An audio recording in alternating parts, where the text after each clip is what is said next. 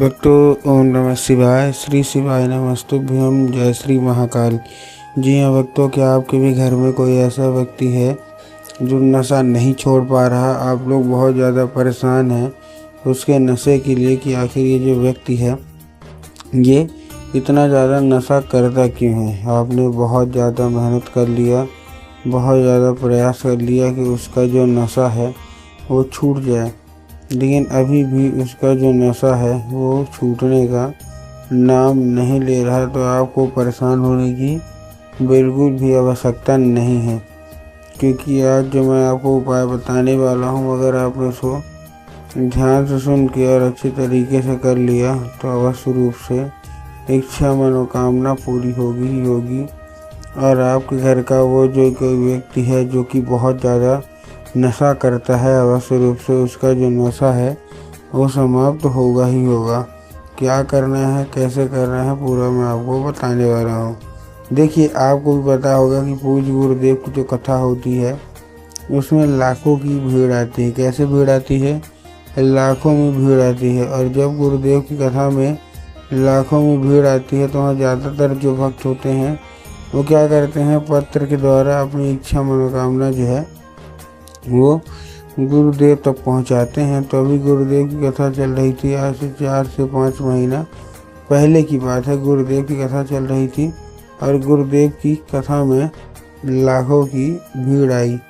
अब जब गुरुदेव की कथा में लाखों की भीड़ आई तो वहाँ ज़्यादातर जो भक्त थे उन्होंने क्या किया, पत्र के द्वारा अपनी इच्छा और पत्र के द्वारा अपनी मनोकामना जो थी ना वो गुरुदेव तक पहुँचाई।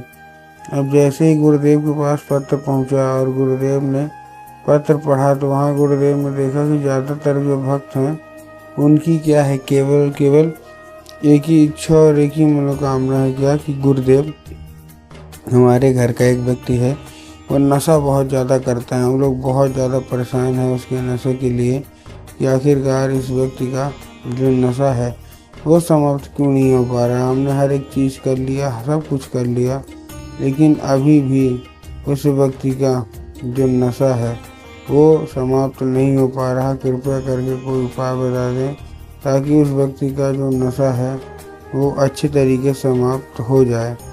हमने अब जैसे ही गुरुदेव ने देखा तभी गुरुदेव ने 2 से 3 उपाय बताए और कहा केवल और केवल ये उपाय कर लेना, तुम्हारे घर का जो कोई भी व्यक्ति है, जो कोई भी सदस्य है ना, जिसका भी नशा समाप्त नहीं होता, अवश्य रूप से ये उपाय अगर करोगे तो अवश्य रूप से नशा जो है समाप्त होगा ही होगा। अब जैसे ही गुरुदेव ने ये उपाय बताया तो लोगों ने जा जाके इस उपाय को घर में करना शुरू कर दिया। अब जैसे ही लोगों ने जा के इस उपाय को घर में करना शुरू कर दिया, वही लोग गुरुदेव की कथा में मात्र 1 से 1.5 महीने के बाद वापस आए। अब जब वही लोग गुरुदेव की कथा में वापस आए तो उन्होंने क्या किया, फिर से एक बार गुरुदेव को पत्र लिखा। लेकिन ये वाला जो पत्र था ये गुरुदेव को धन्यवाद के रूप में पत्र था कि गुरुदेव धन्य हो आपका, आपके द्वारा बताया गया उपाय हमने कर लिया है, हमारी सारी इच्छा मनोकामना पूरी हो गई है, आपका कोटि कोटि धन्यवाद। तो देखिए, जो लोग मेरी आवाज़ अभी सुन रहे हैं ना, अगर आपको भी जानना है कि आखिर ऐसा कौन सा उपाय है जिसका मतलब इसको करने मात्र से मनोकामना पूरी होती है, तो चलिए हम बताते हैं आपको आज की इस वीडियो के माध्यम से कि आपको करना क्या है।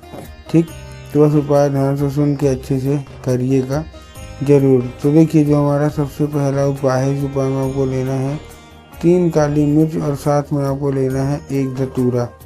ठीक, तो 3 काली मिर्च ले लिए, साथ में 1 धतूरा ले लिए। धतूरा लेने के बाद आपको करना क्या है, जैसे आपने लिया, लेने के बाद आपको सबसे पहले उसी व्यक्ति के हाथ में दे देना है, ठीक ना, जो नशा बहुत करता है, और उसको हाथ में देकर उसको भेज दीजिएगा सीधा शिव मंदिर।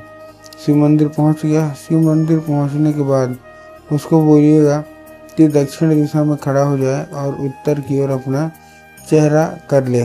देखिए, अब दक्षिण और उत्तर में भी ना बहुत सारे लोग कंफ्यूज होते हैं कि दक्षिण क्या है, उत्तर क्या है, हमको थोड़ा साफ साफ बताओ। तब गुरुदेव ने साफ साफ बताया है कि आप जिस भी शिव मंदिर जा रहे हैं उस शिव मंदिर का जिधर साइड जलाधारी होगा आपको अपना चेहरा उधर साइड करके खड़े हो जाना है। ठीक, खड़े हो गए। खड़े होने के बाद आपको एक नाम लेके, कौन सा, महादेव का बहुत ही सुंदर सा नाम है, श्रम्भेश्वर महादेव। तो आपको करना क्या है, आपको श्रम्भेश्वर महादेव का नाम लेके और उन्हीं का स्मरण करके आपको चुपचाप क्या कर देना है, आपको अर्पित कर देना है बस।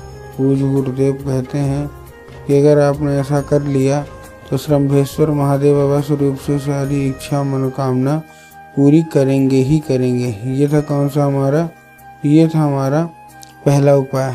अब हम चलते हैं अपने दूसरे उपाय की ओर। अब देखिए, जो हमारा दूसरा उपाय है ना, इस उपाय में आपको करना क्या है, जो हमारा दूसरा उपाय है, इस उपाय में जितनी भी महिलाएं हैं जिनका पति नशा करता है, जिनका बेटा नशा करता है, जिनका भाई भतीजा या भांजा कोई भी नशा करता है, तो आपको करना क्या है, आपको सिंपल सा आपको लेना है 1 लोटा जल और 3 बेलपत्र। अब देखिए, जो 1 लोटा जल लेंगे तब आपको ध्यान रखना है कि जो 1 लोटा जल है, ठीक ना, वो क्या होना चाहिए, सबसे पहले तांबे के लोटे में जल होना चाहिए। ठीक, तांबे के लोटे में जल ले लिया।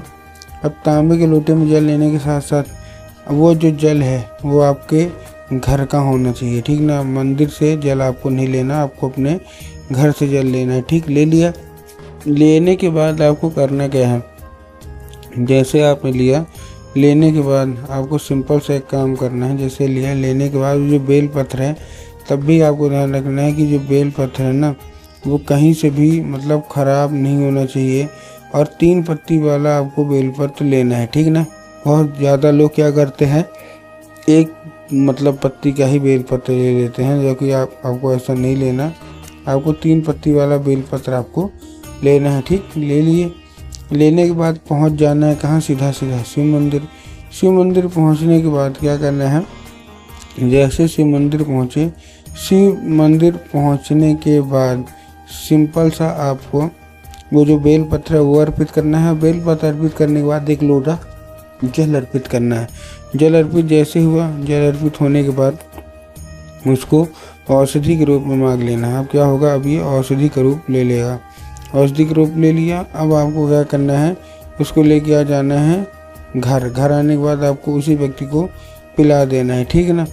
अब जैसे ही वो व्यक्ति पिलाएंगे, उसका जो नशा है समाप्त होगा ही होगा।